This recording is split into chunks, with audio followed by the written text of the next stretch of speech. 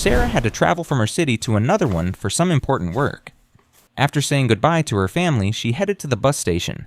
Upon arriving, she boarded a bus that soon departed toward its destination, carrying all the passengers along the scenic mountain route. The bus passed through a hilly area with deep valleys below. When the driver stopped for a short break, many passengers stepped out to take photos and videos of the beautiful landscape.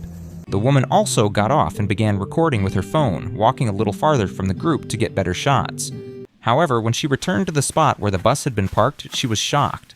The bus had already left, taking all the passengers with it. She was now completely alone in the deserted mountain area.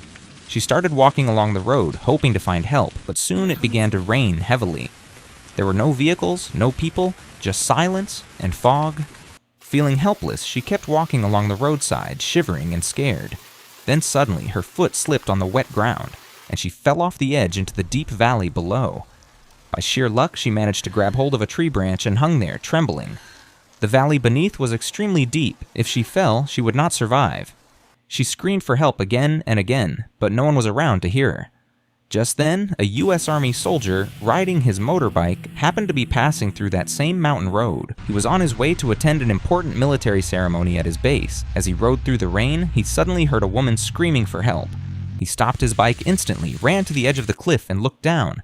There he saw the terrified woman hanging from the tree branch, calling out for help.